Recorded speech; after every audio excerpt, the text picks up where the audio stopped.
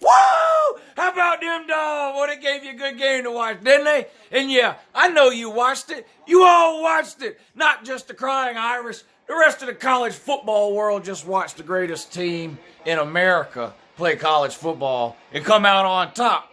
Yeah, it was a little bit closer than I would have hoped. And, man, Kirby tried to ruin it by not going for it on that fourth down. He really should have gone for it on that fourth and half a yard or whatever it was from the 30-yard line there. And that would have sealed the game. Instead, you know, Captain Conservative kicks the field goal there.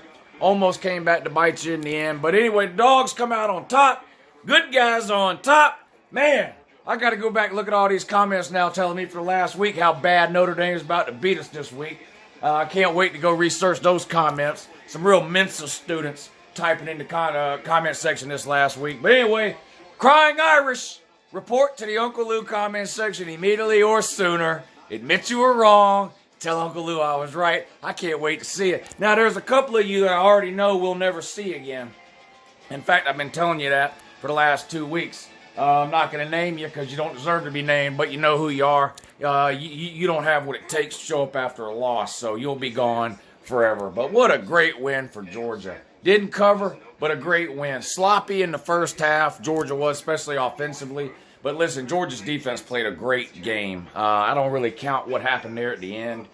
They sort of broke a little bit at the end. But you look at the first half, I mean, basically shut Notre Dame down. The only touchdown Notre Dame had in the first half was off of a fumbled punt by Georgia that gave Notre Dame the ball at the 8-yard line. So it was an 8-yard touchdown drive. They didn't score another touchdown until, the end of the fourth quarter. Defense just absolutely dominated this game. The first half, play calling and sort of overall philosophy that Georgia had heading into this game in the first half was completely stupid. I'm not going to get into it. I got into a lot of that at halftime, but Georgia won, big game, top 10 team. Notre Dame, I'm going to have to give Notre Dame some credit. Notre Dame is better than I thought they would be. I thought Notre Dame's run defense played pretty good. I wasn't surprised that in the fourth quarter, Georgia broke a couple of bigger runs there, several 10-yard runs.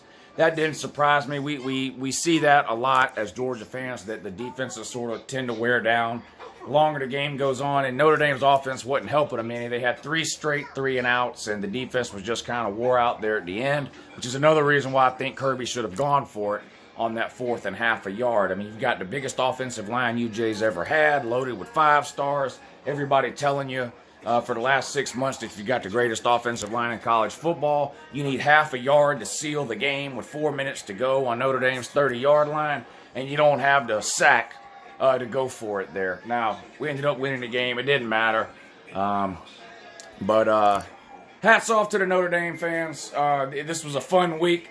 I know a lot of you got really, really mad at some of the stuff I did. It's not personal to me. I just have fun on here. If you choose to get mad and take it personally, that's on you. But shout out to a lot of you guys who took it for what it was, which was just trash talk. Anytime we play a big name opponent like this that we hardly ever play, it's a lot of fun for me here on LouTube. I mean, I have fun with Tennessee and Florida and in Auburn and all that, but play them every year. So don't get to make these videos about Notre Dame very often. Anytime we play a big team like that we don't normally play, I have a lot of fun. So, I think I predicted Notre Dame to go 10-2 in my preseason prediction. They look like an 11-1 team to me, especially if you consider how bad Michigan is. I thought Michigan would be better than they were and maybe give Notre Dame some trouble. You do have to play them at Michigan, but let's be real.